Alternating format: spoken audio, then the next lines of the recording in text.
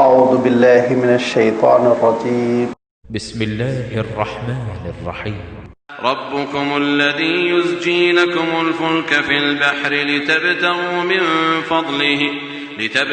من فضله إنه كان بكم رحيما وإذا مسكم الضر في البحر ضل من تدعون إلا إياه فلما نجاكم إلى البر أعرضتم وكان الإنسان كفورا أفأمنتم أن يخسف بكم جانب البر أو يرسل عليكم حاصبا ثم لا تجدوا لكم وكيلا أم أمنتم أن يعيدكم فيه تارة أخرى فيرسل عليكم قاصفا من الريح فيغرقكم بما كفرتم ثم لا تجدوا لكم علينا به تبيعا وَلَقَدْ كَرَّمْنَا بَنِي آدَمَ وَحَمَلْنَاهُمْ فِي الْبَرِّ وَالْبَحْرِ وَرَزَقْنَاهُمْ مِنَ الطَّيِّبَاتِ وَفَضَّلْنَاهُمْ عَلَى كَثِيرٍ مِّمَّنْ خَلَقْنَا تَفْضِيلًا. صدق اللہ العظیم. الحمد للہ رب العالمین والصلاة والسلام على سید المرسلین وعلى آلہ واصحابہ اجمعین اما بعد. سورہ بنی اسرائیل کے 7ویں رکوع کی یہ آیتیں ہیں جن کی تلاوت گزشتہ اتوار بھی کی گئی تھی، لیکن وضاحت اور تفصیل آپ کی خدمت میں نہیں پیش کی جا سکی، اور آج پھر دوبارہ ان 5 آیتوں کی تلاوت کی گئی جن کا سلسلہ آیت نمبر 66 سے شروع ہو رہا ہے. 66, 67, 68, 69, 70. ان آیتوں میں اللہ تعالیٰ نے 2 علیحدہ باتیں ارشاد فرمائی ہیں. پہلی بات تو اللہ تعالیٰ نے اپنی نعمت اور انسان کی فطرت اس کا تذکرہ فرمایا، کیونکہ تذکرہ ہو رہا تھا حضرت آدم علیہ السلام کی تخلیق اور حضرت آدم علیہ السلام کے لیے فرشتوں کو سجدہ ریز ہونے کا حکم، ابلیس کا انکار اور ابلیس کا یہ قسم کھانا، عہد کرنا کہ نسل آدم کو، بنی آدم کو اور راہ راست سے بھٹکانے کی وہ پوری کوشش کرے گا، اور اللہ تعالیٰ کا مہلت دینا اور یہ ارشاد فرمانا کہ تو اپنی آواز کے ساتھ، اپنی آواز کے ذریعے سے، اپنی سواریوں کے ذریعے سے، اپنی فوج کے ذریعے سے ان کو بھٹکانے کی کوشش کر، لیکن جو میرے بندے ہوں گے ان پر تیرا جادو نہیں چلے گا، ان پر تو اثر نہیں کر پائے گا، تیرا زور ان پر نہیں چلے گا. اور وہ بندے ایسے ہوں گے جو پروردگار کی بات مانیں گے. اور یہ ارشاد فرمایا جو بندے میری بات نہیں مانیں گے تو ابلیس ان کی دولت میں بھی شریک کار ہو جائے گا، ان کی اولاد میں بھی اس کی شرکت ہوگی. وَشَارِكْهُمْ فِي الْأَمْوَالِ وَالْأَوْلَادِ وَعِدْهُمْ، اور ان کو سبز بھاگ دکھائے گا، جھوٹے وعدے کرے گا، اور پھر اللہ تعالیٰ ارشاد فرماتا ہے بالآخر ان کا انجام جہنم ہوگا اور ان کا بھرپور بدلہ ہوگا یہ جہنم، وہ جہنم کے راستے پر چل پڑیں گے. لہذا اللہ تعالیٰ نے اس انسانی قافلے کی ابتدائی کیفیت کو، پہلے واقعے کو بیان کرنے کے بعد اب انسانوں کو متنبہ فرما رہا ہے کہ دیکھو پروردگار تمہارے ساتھ رحم و کرم کا معاملہ کرنا چاہتا ہے، خیر کا معاملہ کرنا چاہتا ہے، تم پر اس کی نعمتوں کی بارش ہے. اتنی نعمتیں ہیں کہ اس کا شمار تمہارے لیے مشکل. انہی نعمتوں میں سے ایک نعمت کا اللہ تعالیٰ نے تذکرہ فرمایا اور اس نعمت کے تذکرے کے ساتھ ساتھ اللہ تعالیٰ نے فطرت انسانی کو نمایاں کر دیا. یہ وہ فطرت انسانی ہے جس کو اگر انسان سمجھ لے اور اپنی اس کمزوری پر قابو پا لے تو پھر انسان ابلیس کی سازش کا شکار نہیں ہوتا ہے. پہلے اپنی نعمت کا تذکرہ یہ فرمایا کہ ربکم الذی یزجی لکم الفلک فی البحر، تمہارا پروردگار وہی ہے اللہ تعالیٰ جو ہمارا اور آپ کا پالنہار ہے، پروردگار ہے. ربکم الذی، تمہارا رب وہی ہے، تمہارا پروردگار وہی ہے. یزجی لکم الفلک، جو کشتیوں کو دوڑاتا اور چلاتا ہے. اسجا کے معنی ہوتے ہیں عربی میں یسجی، کس کے معنی ہوتے ہیں پیچھے سے پش کرنا، پیچھے سے آگے کی طرف بڑھانا. لہذا اللہ تعالیٰ ارشاد فرماتا ہے کہ یہ اللہ تعالیٰ ہی کی شان کریمی ہے، یہ اس کی قدرت ہے کہ کشتیوں کو سمندر میں وہ پیچھے سے آگے کی جانب بڑھاتا ہے. کتنا زبردست وزن ہوتا ہے، ٹنوں ٹن، آپ اندازہ نہیں کر سکتے. پورا پورا شہر لا دیا جاتا ہے پانی کے جہازوں پر، اور اس کے بعد سے پھر وہ دھیرے دھیرے سفر کرتے ہیں سینکڑوں کلومیٹر کا، اور آپ کا سامان منتقل کرتے ہیں، آپ کے مسافروں کو منتقل کرتے ہیں.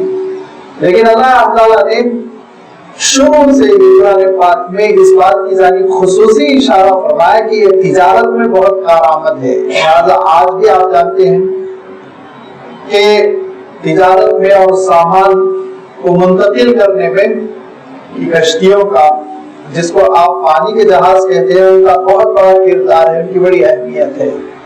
یزجی لکم الفلک فی البحر، فلک اگر آپ ترجمہ کرنا چاہیں تو کشتی سے بھی کر سکتے ہیں اور جمع کشتیوں سے بھی کر سکتے ہیں. ایک ایسا لفظ ہے جو ہر دو معنوں میں استعمال کیا جاتا ہے. لہذا اللہ تعالیٰ ارشاد فرماتا ہے کہ وہ کشتیوں کو سمندر میں دھکیلتا ہے، دھیرے دھیرے آگے بڑھاتا ہے، اپنی منزل تک پہنچاتا ہے. کیوں؟ لِتَبْتَغُوا مِن فَضْلِهِ، تاکہ تم اللہ تعالیٰ کے فضل کو تلاش کر سکو. یہ قرآن مجید کا استعارہ ہے. جب کبھی ابتداء فضل کا لفظ آتا ہے لِتَبْتَغُوا مِن فَضْلِهِ کے معنی ہوتے ہیں، تو وہاں آپ دیکھیں گے تجارت مراد ہوتی ہے، خرید و فروخت، ٹریڈ جس کو آپ کہتے ہیں. سورہ جمعہ میں بھی اللہ تعالیٰ نے ارشاد فرمایا فَإِذَا قُضِيَتِ الصَّلَاةُ فَانتَشِرُوا فِي الْأَرْضِ وَابْتَغُوا مِن فَضْلِ اللَّهِ، اللہ کا فضل تلاش کرو. وہاں پہ بھی بالاتفاق تمام مفسرین نے یہی مراد دیا کہ تجارت مراد ہے، خرید فروخت کرو، نکل جاؤ، کاروبار زندگی تم انجام دے سکتے ہو. نماز ہو گئی تو ضروری نہیں دکان بند کر کے مسجد ہی میں بیٹھے رہ جاؤ، نماز ہونے کے بعد تم نکل سکتے ہو، اپنی تجارت کر سکتے ہو. یہاں بھی یہی مفہوم ہے لِتَبْتَغُوا مِن فَضْلِهِ، تاکہ تم اللہ تعالیٰ کا فضل تلاش کر سکو، تجارت کر سکو. یہ کشتیوں پر تجارت کا بہت بڑا انحصار ہے، اور آپ جانتے ہیں بڑے بڑے کنٹینر، ٹنوں ٹن سامان لے کے وہ کشتیوں کے ذریعے سے، پانی کے جہاز کے ذریعے سے منتقل ہوتے ہیں. دنیا کے مختلف گوشوں سے اور مختلف ملکوں سے دوسرے ممالک کی جانب یہ سامان منتقل ہوتا ہے، جس کی وجہ سے آج ہماری دنیا یہ ترقی یافتہ دنیا بنی ہوئی ہے، جس کو ہم اور آپ گلوبلائزیشن کہنے لگے ہیں کہ بالکل ایک گاؤں، ایک قریہ بن گئی اور ہر طرف یہ سامان ملنے لگا ہے، بکھرنے لگا ہے. یہ کیوں؟ یہ اللہ تعالیٰ نے ایسی صلاحیت رکھی کہ سمندر کے سینے پہ بڑے بڑے جہاز سفر کرتے ہیں. انہو کان بکم رحیما، کہ پروردگار تمہارے ساتھ بہت ہی رحیم ہے، رحم کر رہا ہے، تم پہ مہربانی کر رہا ہے، اور وہ تمہارے ساتھ بہت خیر چاہتا ہے. انہو کان بکم رحیما، وہ تمہارے ساتھ بڑا مہربان ہے. تو یہ تو ایک اللہ تعالیٰ کی بڑی نعمت کا تذکرہ ہوا. سواریوں کو اللہ تعالیٰ نے قرآن پاک میں اپنی نعمتوں میں سے نعمت شمار کرتے ہوئے بیان فرمایا کئی مقامات پر، اور اس میں اللہ تعالیٰ نے ان سواریوں کا بھی تذکرہ فرمایا جو جانوروں کی شکل میں ہیں، ان سواریوں کا بھی تذکرہ فرمایا جن کے بارے میں ارشاد فرمایا تم خود نہیں جانتے کہ کیا کیا پیدا ہونے والی ہیں. یہ ساری وہ سواریاں جو دوڑ رہی ہیں، چاہے وہ ٹرین کی شکل میں، چاہے وہ پلین کی شکل میں، چاہے وہ کشتیوں کی شکل میں، چاہے وہ مختلف قسم کے وہیکلز کی شکل میں، یہ سب اللہ تعالیٰ کی شان ہے، اس کی ایک نعمت ہے. کس طور پر؟ اس طور پر کہ جہاں اللہ تعالیٰ نے انسان کے اندر یہ صلاحیت اور یہ عقل دی کہ وہ یہ ساری چیزیں بنائیں، وہیں اللہ تعالیٰ نے اس زمین کے اندر یہ صلاحیت رکھی کہ اس زمین کے اوپر یہ سواریاں دوڑ سکیں۔ اگر اللہ تعالیٰ اس زمین کے اندر یہ صلاحیت نہ رکھتا، عرف عام میں جس کو آپ سینٹر آف گریویٹی وغیرہ کہتے ہیں، یہ اگر چیز نہ ہوتی تو لازمی بات ہے ہماری سواریاں نہیں دوڑ پاتی، اور ویسے ہی بے وزن ہو جاتی، جیسے چاند پہ جانے کے بعد ایک انسان بے وزن ہو جاتا ہے، اس کو چلنا بھی مشکل ہو جاتا ہے، ایک لوٹ کے ذریعے سے جیسے وہ تیرتا ہے، یہ کیفیت ہو جاتی ہے۔ یہ اللہ تعالیٰ کی شان ہے کہ اس نے نہ صرف یہ کہ اس قرۂ ارضی کو، اس گلوب کو ہمارے جینے کے لیے قابل بنایا، بلکہ اس نے ہماری سواریوں کو دوڑنے کے قابل بنایا۔ تیز رفتاری سے ایک مقام سے ہم دوسرے مقام منتقل ہوتے ہیں۔ انہ کان بکم رحیما، وہ اے انسان تم پر بہت مہربان ہے، تمہارے ساتھ وہ بڑی مہربانی کرتا ہے کہ اس نے تم کو یہ ساری سہولتیں عنایت فرمائی۔ لیکن اس کی ان سہولتوں کی کیا قدردانی ہے؟ قدردانی یہ ہے، اللہ تعالیٰ ارشاد فرماتا ہے کہ ذرا دیکھیے وَإِذَا مَسَّكُمُ الضُّرُّ فِي الْبَحْرِ، کہ جب بڑے بڑے جہاز لے کر انسان سمندر میں سفر کرتا رہتا ہے تو اللہ تعالیٰ کو بھلا دیتا ہے، اور بغاوت کے ساتھ، کبھی کبھی نشہ کرتے ہوئے، کبھی کبھی حرام کا ارتکاب کرتے ہوئے، شرک کرتے ہوئے وہ سفر کرتا رہتا ہے، تو پھر اللہ تعالیٰ کیا کرتا ہے؟ اللہ تعالیٰ بھی اس کو گھیر دیتا ہے ذرا، اور معلوم یہ ہوا گرداب میں اس کا جہاز پھنس گیا، اس کی کشتی جو ہے منجھار میں پھنس گئی، اب وہ گھبرا جاتا ہے۔ وَإِذَا مَسَّكُمُ الضُّرُّ فِي الْبَحْرِ، اور جب نقصان اور پریشانی اور امتحان کا وقت آ جاتا ہے سمندر میں، ضَلَّ مَن تَدْعُونَ إِلَّا إِيَّاهُ، سب کو انسان بھول جاتا ہے سوائے اللہ کے، اب اللہ کو پکارتا ہے، گریہ زاری کرتا ہے، اور پھر اسی کو یاد کرتا ہے اور کہتا ہے کہ پروردگار نجات دیجئے، ساحل تک پہنچا دیجئے، منزل تک پہنچا دیجئے۔ فلما نجاہ من البر، جب وہ ساحل تک اور خشکی تک پہنچا دیتا ہے، اعرض، پھر اعراض کرتا ہے، پہلو تہی کرتا ہے، پھر دین کو اوائڈ کرتا ہے، پھر اللہ تعالیٰ کو بھلا دیتا ہے۔ وکان الانسان کفورا، انسان بہت بڑا ناشکرا ہے۔ وکان بکم رحیما، اللہ تعالیٰ بڑا مہربان ہے۔ وکان الانسان کفورا، انسان بہت بڑا ناشکرا ہے۔ یہ دونوں صفتوں میں تذکرہ آ گیا، اور اس کو اللہ تعالیٰ نے زیادہ وضاحت کے ساتھ سورہ یونس میں بیان فرمایا۔ سورہ یونس میں اللہ تعالیٰ انسان کی اس نفسیات کا تذکرہ کرتے ہوئے ارشاد فرماتا ہے کہ هو الذی یسیرکم فی البر والبحر، کس نے تم کو چلنے کی صلاحیت دی خشکی پر، کس نے تم کو چلنے کی صلاحیت دی تری پر، سمندر پر، پانی پر، اور وہ دیگر اللہ تعالیٰ نے یہ صلاحیت عنایت فرمائی۔ حتی اذا کنتم فی الفلک، تم ایک کشتی پر سفر کرتے ہو، وَجَرَيْنَ بِهِمْ بِرِيحٍ طَيِّبَةٍ، کشتی سفر کر رہی ہے، ہوائیں بڑی اچھی ہیں چاروں طرف سے، اور آسانی سے سفر ہو رہا ہے، تو اللہ تعالیٰ کو بھلا دیا گیا، گیمز ہو رہے ہیں، کھیل رہا ہے، انسان کود رہا ہے۔ ذرا آپ بڑے بڑے جہازوں پہ سفر کر کے دیکھیے، سارے انتظامات، اس میں کلب بھی ہے، جوا بھی کھیل لیجیے، اس میں سوئمنگ پول بھی ہے، اور اس میں شراب کا انتظام بھی ہے، پی پی کے مست ہو جائیے، ساری گناہوں کی انہوں نے اس میں سہولیات وہ وافر مقدار میں مہیا کر رکھی ہے۔ آج کا عالم یہ ہو گیا، تو یہ انسان چلا جا رہا ہے اللہ تعالیٰ کی نافرمانی کے ساتھ۔ اچانک اللہ تعالیٰ ارشاد فرماتا ہے کہ عالم یہ ہوتا ہے کہ وَجَرَيْنَ بِهِمْ بِرِيحٍ طَيِّبَةٍ وَحَتَّى إِذَا فَرِحُوا جَاءَتْهُمُ الْمَوْجُ مِنْ كُلِّ مَكَانٍ وَظَنُّوا أَنَّهُمْ أُحِيطَ بِهِمْ، ہر طرف سے موج آ گئی اور سمجھ گئے کہ اب گھر گئے ہیں، چاروں طرف سے پھنس گئے ہیں، نجات کا کوئی راستہ نہیں، تو انسان کیا کرنے لگتا ہے؟ انسان تڑپنے لگتا ہے اور رونے لگتا ہے۔ اللہ تعالیٰ ارشاد فرماتا ہے، بڑی گریہ وزاری کے ساتھ کہتا ہے لَئِنْ أَنْجَيْتَنَا مِنْ هَٰذِهِ لَنَكُونَنَّ مِنَ الشَّاكِرِينَ، اے مولا اس بار آپ نجات دے دیجئے، اس کے بعد کبھی میں نافرمانی نہیں کروں گا، ایک بار موقع دے دیجئے۔ لَئِنْ أَنْجَيْتَنَا مِنْ هَٰذِهِ، اس مرتبہ اے اللہ نجات دے دیجئے، منزل تک پہنچا دیجئے، تو کیا ہوگا؟ بہت شکر گزار بن جاؤں گا، بہت فرما بردار، دین پر عمل کروں گا، آپ کی باتیں مانوں گا۔ لیکن فرمایا فلما انجاہم، جب اللہ تعالیٰ نجات دے دیتا ہے، دھیرے دھیرے انسان ساحل تک پہنچ جاتا ہے، تو اذا هم يبغون في الارض بغیر الحق، رویہ بدل جاتا ہے، بات ہی کچھ اور کرنے لگتا ہے۔ کہنے لگتا ہے اگر اس موقع پہ میں نے کوئی ڈیسیشن نہ لیا ہوتا اور انجن کو یوں نہ پھیرا ہوتا اور بریک نہ لگایا ہوتا اور نہ کودا ہوتا نہ اچھلا ہوتا تو پھر مر گیا ہوتا. ہے تو میری ہوشیاری کا نتیجہ ہے. وقت پہ میں نے فیصلہ کیا, وقت پہ فلاں صاحب نے فیصلہ کیا, فلاں کی ذہانت سے بچے, فلاں کی ہوشیاری سے بچے. زمین پر قدم کیا پڑا کہ اللہ تعالیٰ کو بلا دیتا ہے, بغاوت کرنے لگتا ہے. لیکن ارشاد فرمایا یا ایھا الناس انما بغیکم علی انفسکم, اے انسانوں تمہاری بغاوت, اس کا وبال, اس کا نقصان تمہیں کو پہنچے گا, اس کا کوئی فائدہ ہونے والا نہیں. یہ جو تمہارا مزاج ہے اس کا نقصان تم کو پہنچے گا.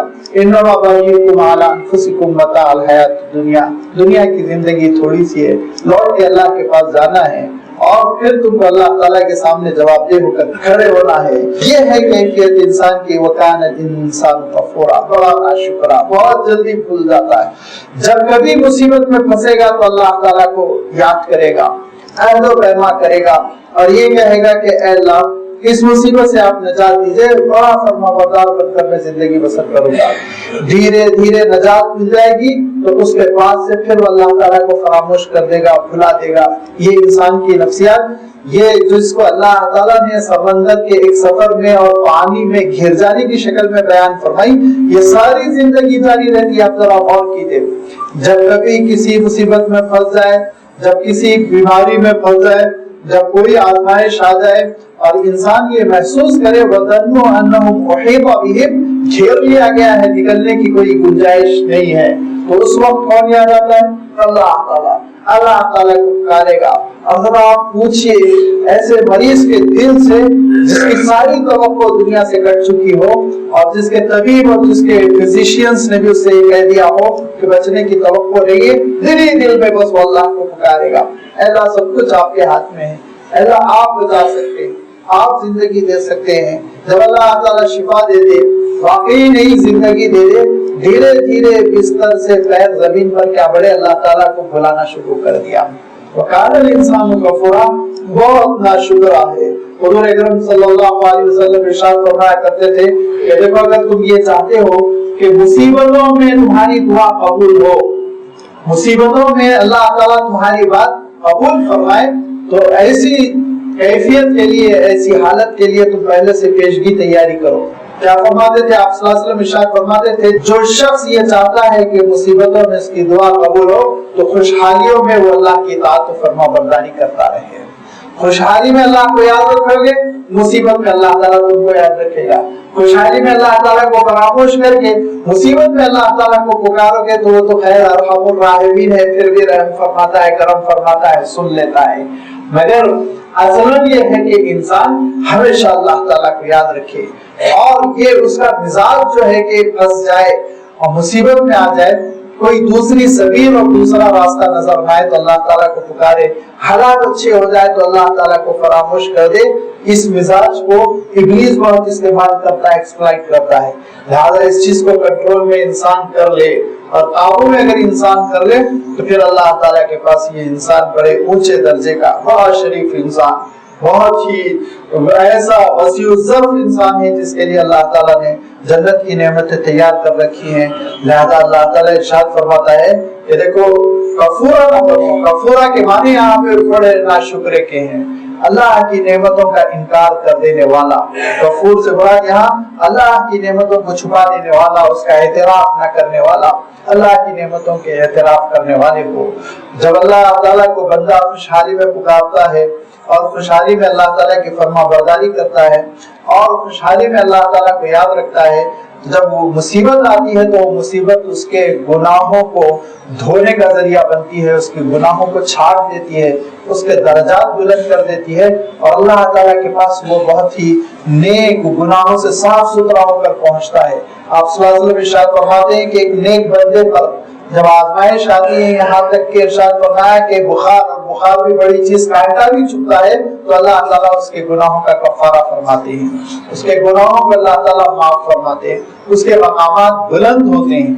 اور شاید اسی لیے اللہ تعالیٰ نے قرآن مجید میں حضرت ایوب علیہ السلام والتسلیم کا واقعہ بہت تفصیل کے ساتھ بیان فرمایا.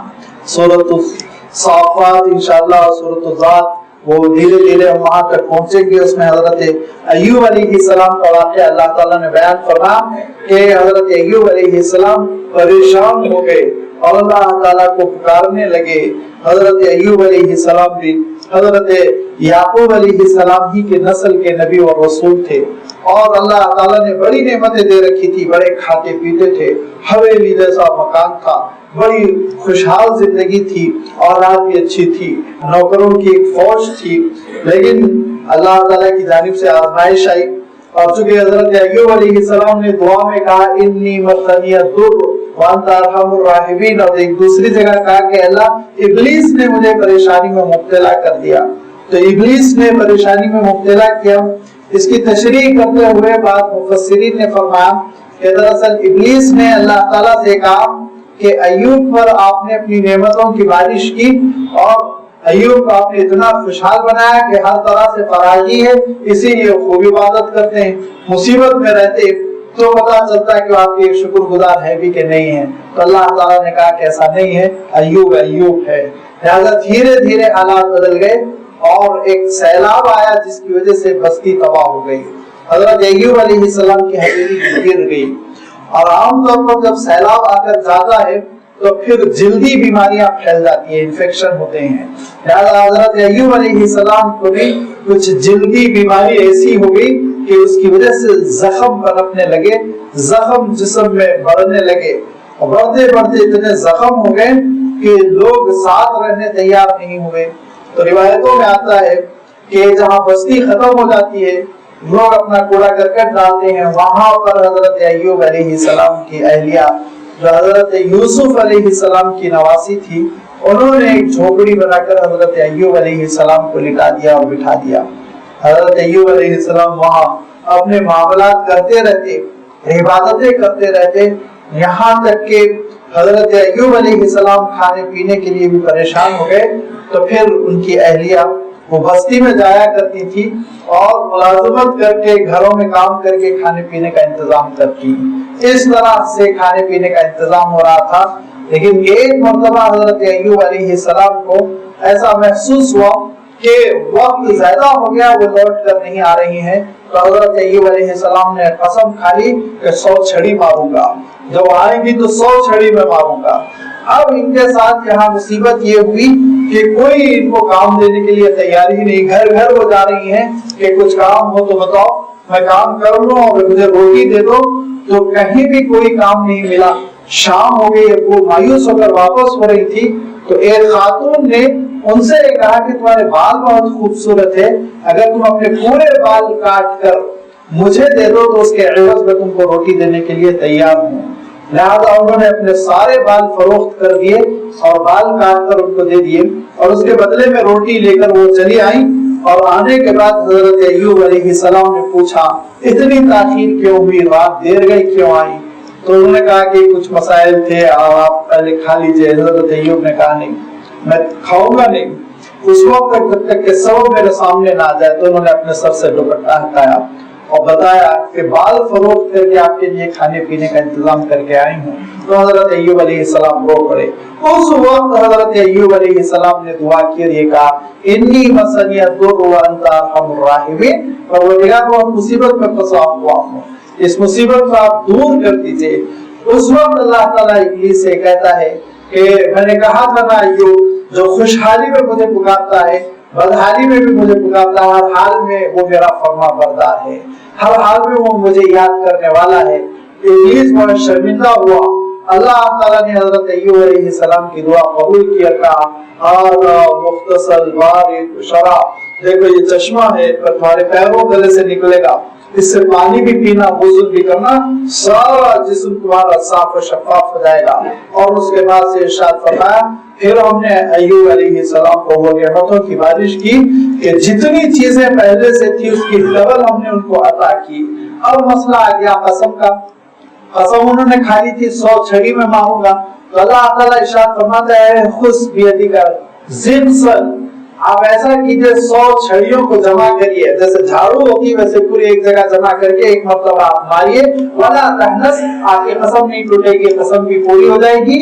आपने जो मन्नत की वो भी पूरी हो जाएगी और उनको आपकी अहलिया को किसी किस्म की कोई चोट भी नहीं आएगी।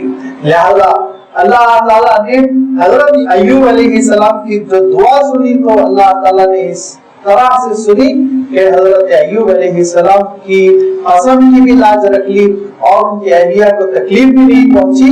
ये अल्लाह ताला को परेशानियों में पुकारने से पहले हम जरा ज़हन में रखें कि हमने खुशहालियों में उसको राजी रखा है कि नहीं। लिहाजा साफ फरमाया अल्लाह के रसूल सल्लल्लाहु अलैहि वसल्लम ने कि देखो, अगर तुम ये पसंद करते हो, तुम्हारी ख्वाहिश है कि अदालतों में, आजमाइशों में, इम्तिहानों में, मुसीबतों में अल्लाह ताला तुम्हारी बात सुने, तो फिर उसके लिए याद रखो खुशहालियों में, फरागी के जमाने में और उस जमाने में जब ये खाते पीते हो, सेहतमंद हो, उस वक्त अल्लाह ताला को याद करते रहो, उसकी फरमाबरदारी करते रहो। लेकिन इंसान का क्या आलम है? इंसान का आलम यह है कि मुसीबत आती है तो अल्लाह ताला को, और जब मुसीबत छट जाती है तो इब्लीस को याद करता है। फरमाया अफा अमिनतुम अन यखसिफ बिकुम जानिबल बर्र, इसका क्या नतीजा होगा? याद रखो, उसी मिसाल को आगे बयान किया कि अगर तुम ये समझ चुके हो कि दोबारा अल्लाह ताला तुमको नहीं पकड़ सकता तो तुम्हारी गलतफहमी है। हरगिज़ ऐसा नहीं होगा, बल्कि अफा अमिनतुम अन यखसिफ बिकुम जानिबल बर्र, और वो निगाह की कुदरत ये है कि खुशकी पर तुमको धसाने पर वो कादिर है। अफामिन तुम, क्या तुम मुतमईन हो गए? अयखसिफ बिकुम, के वो तुमको धसा दे, जानिबल बर्री, जमीन के एक जानिब, जमीन के एक गोशे में, खुशकी के एक गोशे में तुमको वो तबाह कर दे, जमीन में तबाह कर दे। क्या इस पर वो कादिर नहीं? इस पर भी वो कादिर है। तुम समझ गए कि समंदर से महफूज निकल गए और उसके बाद से अब कोई बला नहीं आने वाली है, तो ये गलत फहमी ज़हन से निकाल के फेंक दो, खुशकी में भी तुमको तबाह कर सकता है।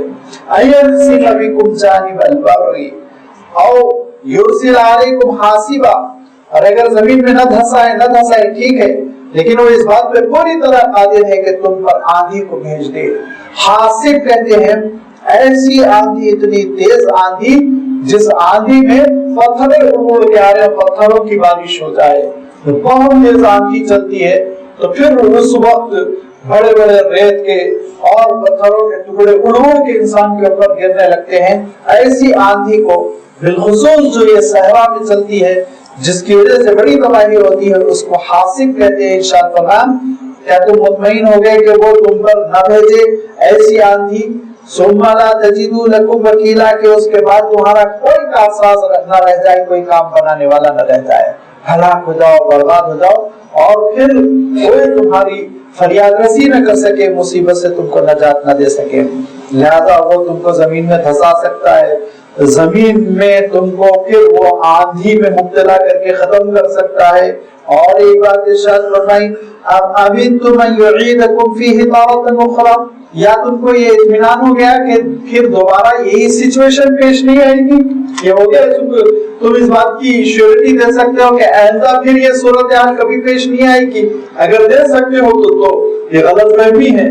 बहुत मुमकिन है आइंदा फिर यही तुम्हारे साथ सूरत हाल पेश आ जाए, फिर समंदर में सफर, फिर समंदर में फंस जाओ, फिर अल्लाह ताला को पुकारो, तो किस मुंह से अल्लाह ताला को पुकारोगे? अब आमीन तुम अयुईदकुम फीही तारतन उखरा, क्या तुम मुतमईन हो गए कि इस सूरत हाल का दोबारा इयादा नहीं होगा, ये सूरत हाल दोबारा पैदा नहीं होगी? फयुरसिल अलैकुम कासिफम मिनर रीह, और फिर ऐसी सूरत हाल दोबारा वो तुम्हारे पर ला दे, और लाने के बाद तुम पर ऐसी हवा भेजे, कासिफम मिनर रीह, वो हवा जो चीजों को टुकड़े टुकड़े कर देती हो। कासिफ कहते हैं टुकड़े करने वाली, कासिफ कहते हैं बिखेर देने वाली। लिहाजा अल्लाह ताला इरशाद फरमाता है, हवा का एक ऐसा थपेड़ा भेज दे जिसकी वजह से तुम्हारी कश्ती के जहाज के टुकड़े टुकड़े हो जाए। आलम ये होता है जब समंदर की आंधियां चलती हैं और जब समंदर में मौजें उठने लगती हैं, तो बड़े बड़े जहाजों का आलम ये होता है ऐसे जैसे दिया सलाई माची से वो इधर से उधर उछाली जा रही हो, उसकी कोई हैसियत नहीं रह जाती, और इंसान को अपनी कमजोरी का और अपने हिफाजती इंतजामात के कमजोर होने का उस वक्त पूरी तरह एहसास हो जाता है कि किस चीज पे वो भरोसा किया था, छोटे छोटे तिनकों पे वो भरोसा किया था।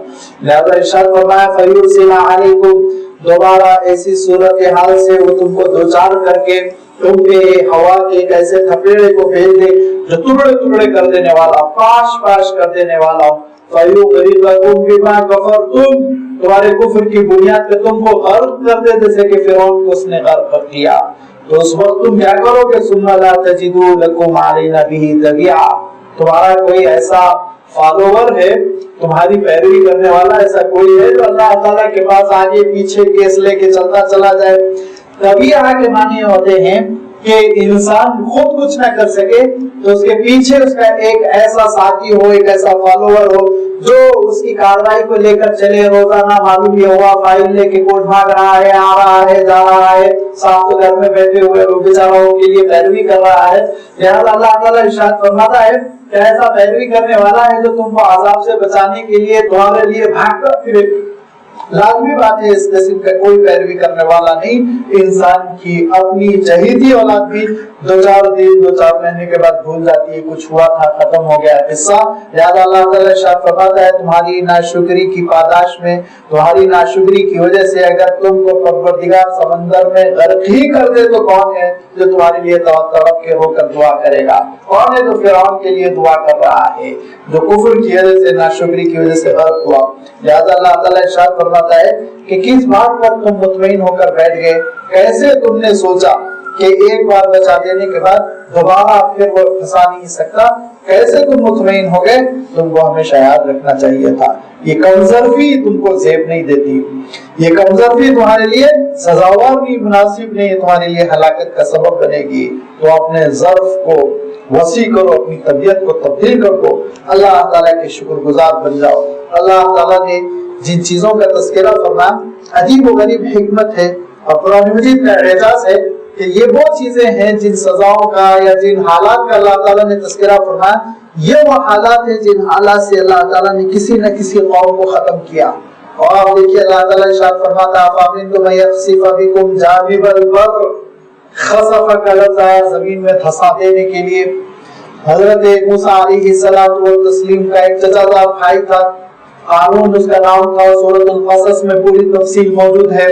اور بڑی دولت تھی، دولت کا عالم یہ تھا کہ خزانے کی کنجیاں اٹھانے کے لیے پورا گروپ چاہیے خادموں کا، اتنا ان کا خزانہ، ایسی تجوریاں، بڑی نافرمانی، بڑے زیب و زینت کے ساتھ جلوس نکالا۔ حضرت موسیٰ علیہ السلام نے سمجھایا کہ لوگوں کے لیے آزمائش نہ بنو اور لوگوں کے ایمان کے لیے امتحان نہ بنو، ایسی ناشکری نافرمانی نہ کرو۔ اس نے بات نہ مانی، لوگوں کے لیے آزمائش بنا اور غرور تکبر کے ساتھ نکل گیا۔ اور نکلنے کے بعد سیدھے سادے سادہ لوگ کہنے لگے کہ ہم کو بھی پھر قارون کی طرح خزانے اللہ تعالیٰ دے دیتا تو کیا جاتا، ہم بیچارے غریب دو روٹی کے لیے محنت کرتے، اس کے پاس دیکھو زیورات اور اس کا لشکر دیکھو اور اس کے خزانے دیکھو۔ جب امتحان پر گیا اور اللہ تعالیٰ کے غضب کو جلانا ہے تو اللہ تعالیٰ نے ارشاد فرمایا وَقَذَفْنَا بِهِ وَبِدَارِهِ الْأَرْضِ، دھس جا زمین میں وہ دھس گیا۔ لہذا اللہ تعالیٰ نے جو خسف کا عذاب کیا تھا اس عذاب کا بھی تذکرہ ہو گیا۔ يُرْسِلَ عَلَيْكُمْ حَاصِبًا، حاصب میں نے کہا ایسی آندھیوں کو کہتے ہیں جس میں پتھروں کی بارش ہو جائے۔ لہذا جب قوم عاد نے بڑی نافرمانی کی اور حضرت ہود علیہ السلام کی بات نہیں مانی تو اللہ تعالیٰ نے پر یہی آندھی بھیجی تھی جس کی وجہ سے ان کا عالم بھی ہو گیا، لمبے چوڑے پہلوان سورما، بڑے قوی ہیکل، لمبے چوڑے ڈیل ڈول کے لوگ، ان کا عالم بھی ہو گیا۔ اللہ تعالیٰ ارشاد فرماتا ہے کہ وہ ایسے میدان میں کٹے مرے پڑے تھے جیسے کہ کھجور کے تنوں کو کاٹ کے بکھیر دیا گیا ہو۔ اللہ تعالیٰ ارشاد فرماتا ہے کہ فَيُرْسِلَ عَلَيْكُمْ قَاصِفًا مِنَ الرِّيحِ فَيُغْرِقَكُمْ، ایسی آندھی چلے سمندر میں جس کی وجہ سے کہ ڈبا کے چھوڑ دیا جائے۔ لہذا اللہ تعالیٰ نے یہی فرعون کے ساتھ کیا، ایک ہوا چلی پانی رک گیا، دونوں طرف سے راستہ بن گیا، حضرت موسیٰ علیہ السلام پار ہو گئے، اور ایسی زبردست ہوا چلی کہ پانی پورا مل گیا، فرعون غرق ہو گیا، ڈوب گیا، ختم ہو گیا۔ تو اللہ تعالیٰ ارشاد فرماتا ہے کہ اللہ تعالیٰ نے پچھلی تاریخ میں بھی ان عذابوں کے ذریعے سے بڑے بڑے نافرمانوں کو ختم کیا۔ تم کو بھی ڈرنا چاہیے، تم کو بھی ڈرنا چاہیے کہ ایسا نہ ہو کہ تمہاری ناشکری اور تمہارا کفر، تمہاری بغاوت ان پچھلے عذابوں کو نہ دعوت دے دے اور ان کے ذریعے سے پھر انسان ہلاک نہ ہو جائے۔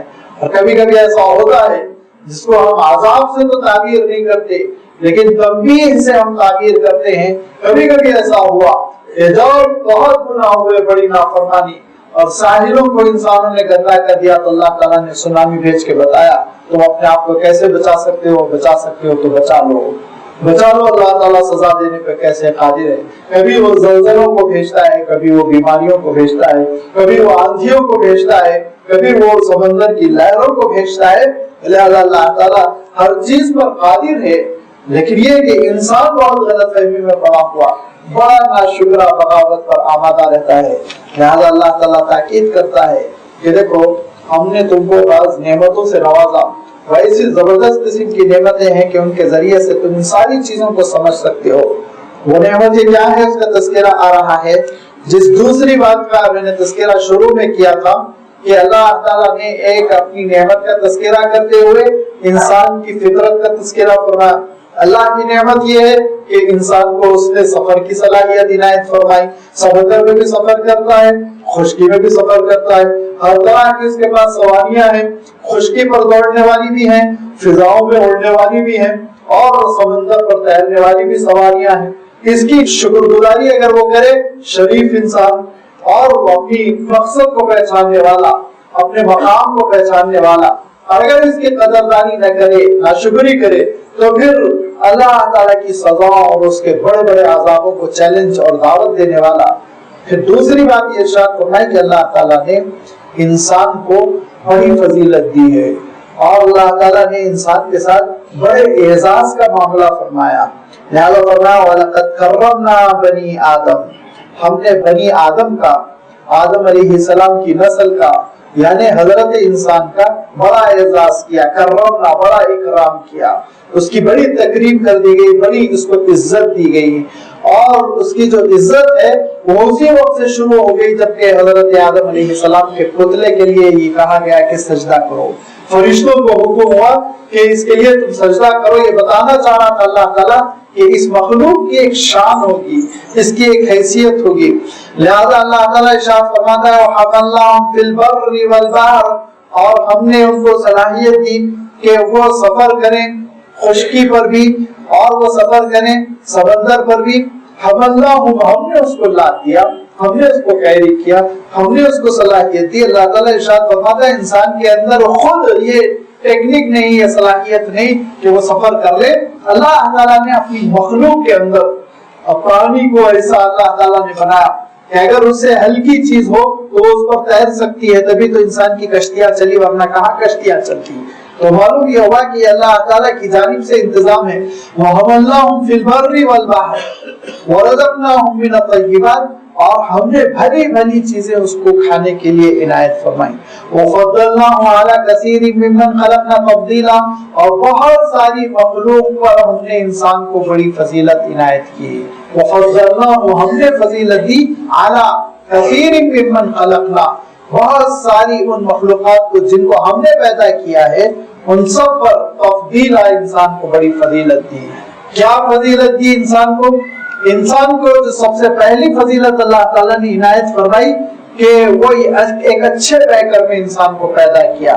وَلَقَدْ خَلَقْنَا الْإِنسَانَ فِي أَحْسَنِ تَقْوِيمٍ, انسان کا سانچہ بڑا خوبصورت رکھا, جس کے بارے میں اللہ تعالیٰ کہیں ارشاد فرماتا ہے وَصَوَّرَكُمْ فَأَحْسَنَ صُوَرَكُمْ, اللہ تعالیٰ نے تمہاری تصویر کری کی, تم کو نقشہ عنایت فرمایا, ناک نقشہ, اور بہترین ناک نقشہ. فَأَحْسَنَ صُوَرَكُمْ, بہت اچھی اللہ تعالیٰ نے تم کو صورت عنایت فرمائی. تمہاری جو صورت گری کی اس کے لیے ایک حدیث شریف میں یہ مفہوم آتا ہے کہ اللہ تعالیٰ نے اپنے آئیڈیل سے, اپنے شیپ سے تم کو شیپ دیا, یعنی اپنی جانب سے اللہ تعالیٰ نے ایک خاص انداز میں انسان کو یہ صورت, یہ زیب و زینت, یہ ناک و نقشہ, یہ خط و خال عنایت فرما, اور بڑے حسین انداز میں, عجیب و غریب, ایک متناسب انداز میں, بیلنسڈ قسم کے انداز میں, ہر چیز انسان کی متناسب. آپ دیکھیں گے اللہ تعالیٰ نے انسان کو پیدا کیا.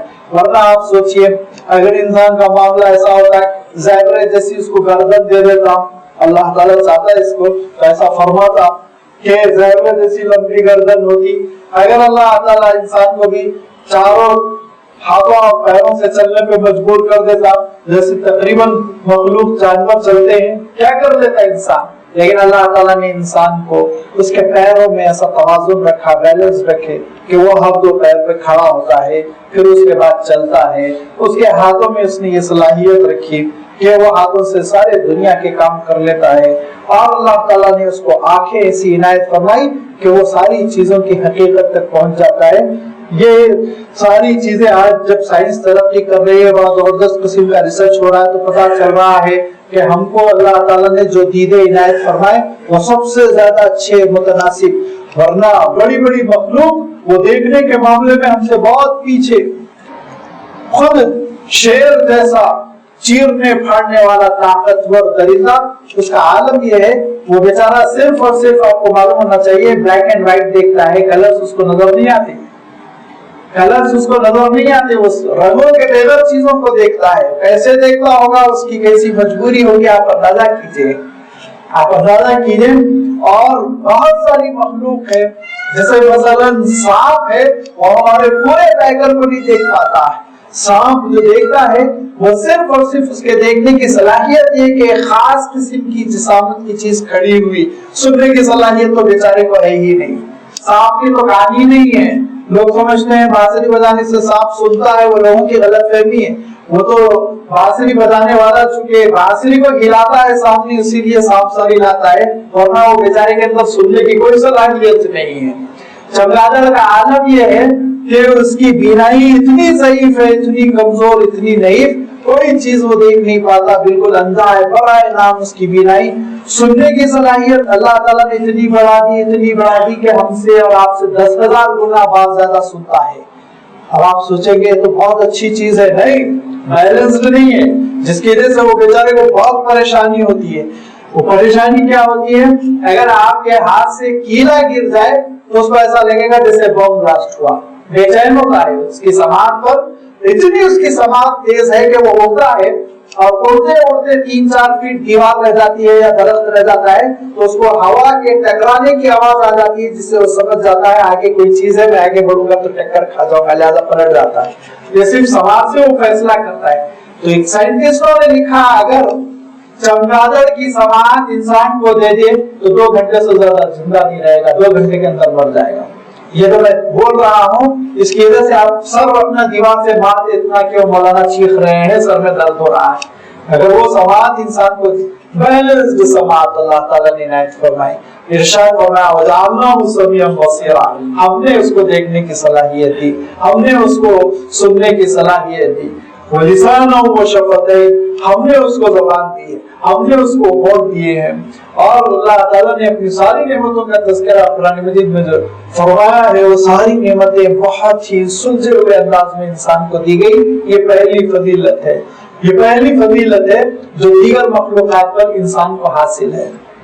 अगर आप रिसर्च कीजिए और किस किस के साथ क्या परेशानी है, किस किस के साथ क्या क्या मुसीबतें हैं, और अल्लाह ताला ने इंसान के साथ ये नेमतें कैसे वाफिर अंदाज में इनायत फरमाई।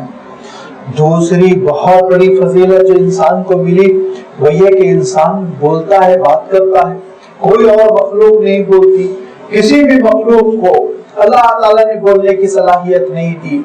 यहाँ तक के अल्लाह ताला ने जिनों को भी बोलने की सलाहियत दी, और हमारी तरह बात करते हैं, इस सिलसिले में भी कोई रिसर्च नहीं। हो सकता उनके बोलने का कोई और अंदाज हो सकता, मैं नहीं जानता, लेकिन ऐसे बात करना जैसे मैं और आप कर रहे हैं कि ज़बान के जुम्बुश देने से और ये जो ऑर्गन ऑफ स्पीच है उसके हलने से और उनके मूवमेंट से जो आवाज पैदा होती है, और एक एक मखरज और फिर वो आवाजें आपके कानों तक पहुंचना और उस मैसेज को आप कबूल करना, रिसीव करना और मानों का समझना, ये चीज उनमें भी है कि नहीं है ये हम नहीं बोल सकते।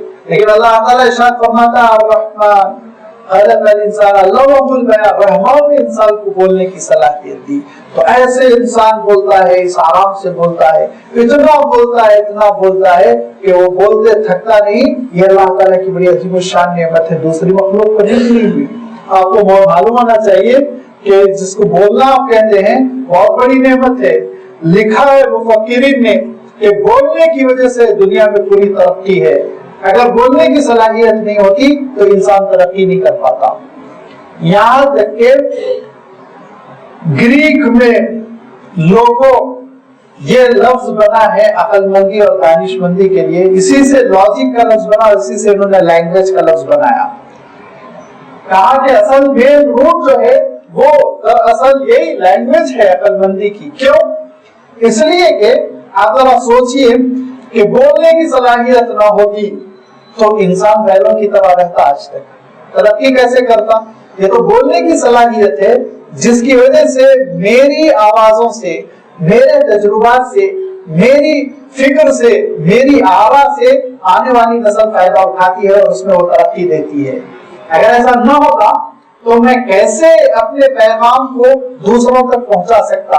कोई साइंसदान, आप सोचेंगे शायद किताबों के जरिए से, लिखना कोई चीज नहीं है, याद रखिए। लिखना जो है, ये जो लिखा जाता है, दरअसल जो आवाजें हैं, जो बोला जाता है, उनके गोया के निशानात है, साइंस है, साइंस ऑफ लैंग्वेज, ये साइंस है। आ के लिए अलिफ बना दिया, बा के लिए बा बना दिया, ये तो आपने बना लिया बाद में, ताकि इसलिए कि बा की आवाज के लिए ये निशानी है, ता की आवाज के लिए ये निशानी है, जीम की आवाज के लिए ये निशानी है, आपस में हम एक दूसरे को समझा सके। इसीलिए अगर आवाजें न होती, हम ना बोलते, तो फिर तहरीर भी वजूद में ना आती। खुद ब खुद आप सोचिए, इसीलिए मैंने कहा इंसान बैलों की तरह रहता। फिर तो ये सारी तरक्की रहीन मिन्नत है, कहा गया बोलने की वजह से, बोलने की वजह से, जिसको अल्लाह ताला ने हजरत इंसान को ऐसा सिखा दिया कि आज आप साइंटिस्टों से पूछिए, वो कहते हैं कि इंसानों की जहानत में शेयर करने वाली जो मखलूक है, उसमें सबसे ज्यादा शेयर करता है चैंपियंसी, सबसे ज्यादा करीबी उसकी सलाहियत है।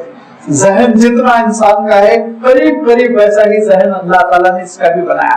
लिहाजा इंसान से जो करीब तरीन मखलूक है जहानत के एतबार से, उसके एक बच्चे को उन्होंने सेलेक्ट किया, और सेलेक्ट करने के बाद एक जबरदस्त जूलॉजिकल पार्क में उसके लिए एक रूम बनाया गया, और स्टॉक और लाखों के डॉलर और बिलियंस और मिलियंस ऑफ डॉलर का उसके लिए बजट बनाकर उसके लिए नर्सें रखी गई। और उन नर्सों का काम क्या? कि चैंपियंसी के बच्चे को बोलना सिखाया जाए।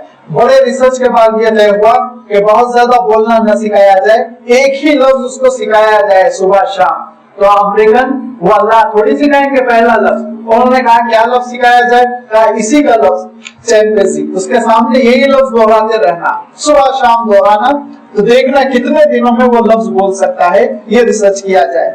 20 साल में एक चैंपियंसी तकरीबन आधी उम्र मुकम्मल कर लेता है, 40 साल उसकी उम्र होती है।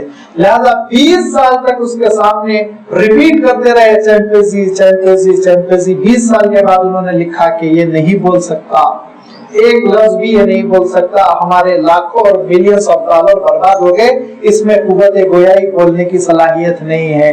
ये उन्होंने एतराफ किया, और ये एतराफ करने के बाद आज का एक बड़ा साइंटिस्ट जो जिंदा है, यहूदियों नस्ल है, फलस्तीनी काज की तायीद करता है, और इंग्लिश में उसका एक बड़ा ऊंचा मकाम है। उसने साफ लिखा कि बोलने की सलाहियत ये इंसान को खालिक की जानिब से भी है, और उसमें कोई मखलूक शरीक नहीं हो सकता, कोई भी मखलूक उसमें शरीक नहीं हो सकती। लिहाजा अल्लाह ताला इरशाद फरमाता है कि देखो हमने तुमको बोलने की सलाहियत दी कि तुम्हारा एक वो बच्चा जिसको तुम तरबियत न दो, जो तुम्हारे लेबर का बच्चा मजदूर, उसके माँ बाप काम कर रहे हैं, उसको रेती और मिट्टी और धूल में छोड़ दिया, वो वही लेटे लेटे पढ़ता है, पलता है, बड़ा होता है, धीरे धीरे बड़ा होता है, 2 साल का हो जाता है, तो एक लफ्ज नहीं बल्कि अपनी सारी चीजें वो खुद ब खुद बोलने लगता है, एक डॉलर उसके ऊपर खर्च नहीं होता। क्यों? इसलिए कि रहमान रहमान ने इंसान को बोलने की सलाहियत दी, रहमान ने चैंपियंसी को बोलने की सलाहियत नहीं दी। सर पीट लो, सब तोड़ लो, तुम चैंपियंसी को नहीं सिखा सकते। और इंसान को थोड़ा सा माहौल दे दो, वो खुद ब खुद बेहतर खर्चे के सीख जाएगा। दूसरी इंसान की फजीलत, ऐसी फजीलत के पुराने लोग कहा करते थे हैवान नातिक, बोलने वाला हैवान है इंसान। इस पूरी मखलूक में दुनिया की इंसान को ये अल्लाह ताला ने अहमियत इनायत फरमाई, ये फजीलत इनायत फरमाई कि वो बोलता है, और बोलकर अपने मकसद को, अपने दिल के पैगाम को, अपने ख्यालात को, अपनी राय को, अपने तजुर्बात को दूसरों तक बयान करता है, दूसरों तक भेजता है। तस्वीर जिसके अंदर सलाहियत है, ये बोलने की सलाहियत बहुत जबरदस्त सलाहियत है। اور اس صلاحیت کی قدردانی یہ ہے کہ اللہ صلی اللہ بات چیت نہ کی جائے, زبان پر کنٹرول رکھا جائے. اللہ تعالیٰ ارشاد فرماتا ہے ما یلفظ من قول الا لدیہ رقیب عتید, بک کرنے والے سنو کیا کہ ہر لفظ جو تم کہہ رہے ہو اس کے لیے ایک نگران ہے جو لکھ رہا ہے, ریکارڈ کر رہا ہے, اور اللہ تعالیٰ کے پاس تم کو جواب دینا پڑے گا.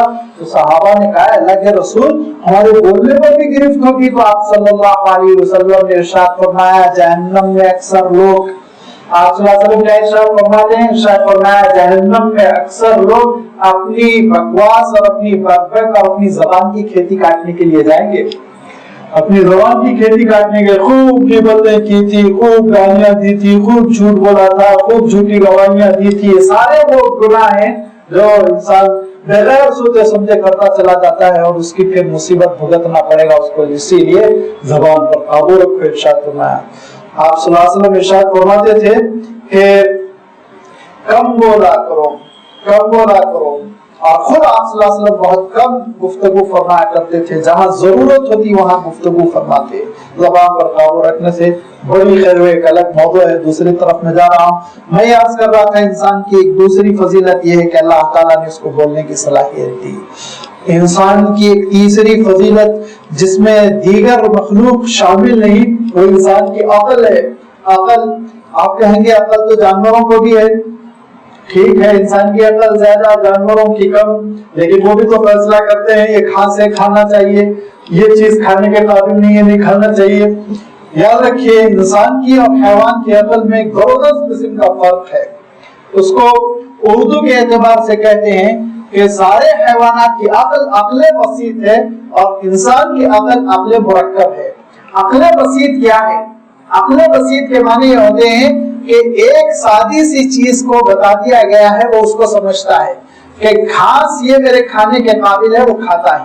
یہ جانور میرا شکار بن سکتا ہے, وہ اس کا شکار کرتا ہے. عقل مرکب کس کو کہتے ہیں؟ عقل مرکب کہتے ہیں دو چیزوں کو ملا کر تیسرا نتیجہ کیسے نکل سکتا ہے, یہ صرف انسان سوچ سکتا ہے. 2+2 4 ہوتا ہے, یہ نتیجہ نکالنے کی صلاحیت یہ صرف انسان کے اندر ہے. اسی وجہ سے انسان نے سوچا کہ اگر میں اپنے وزن کو دوڑانا چاہوں تو گول پہیوں پہ دوڑاؤں تو تیزی سے دوڑے گا, لہذا سواریوں کے لیے اس نے پہیے ایجاد کیے. اسی سے انسان نے یہ سوچا کہ اگر میں کچی چیز کھاؤں تو ہضم ہونے میں دیر لگے گی, ہضم ہونے میں آسانی کس میں ہوگی؟ جب اس کو خوب گرمی دے کے تپش پکا دیا جائے تو یہ ہاضمے کے قابل بن جائے گی. لہذا اس نے آگ کا استعمال شروع کر دیا. دوسرے جانور کیوں نہیں کرتے آگ کا استعمال, صرف انسان کرتا ہے. لازمی بات ہے, آگ کا استعمال کیا تو پکانا شروع کیا, دو چیزوں کو ملا کے پکانا شروع کیا. تو شروع میں بیچارہ سیدھا سادہ انسان گیہوں اور گوشت کو ملا کر پکایا, کھایا مزیدار. اب اس کے بعد سے حیدرآباد پہنچتے پہنچتے اس میں بیسیوں مسالے ملائے, اس کو حلیم و حریص کی شکل دی.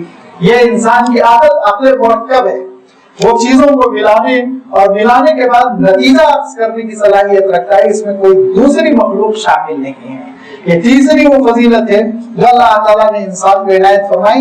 اور پھر ارشاد فرمایا کہ وَفَضَّلْنَاهُمْ, ہم نے فضیلت دی ان کو عَلَى كَثِيرٍ مِّمَّنْ خَلَقْنَا تَفْضِيلًا, بہت ساری اس مخلوق کو جس کو ہم نے پیدا کیا تھا اس پر انسان کو فضیلت دی.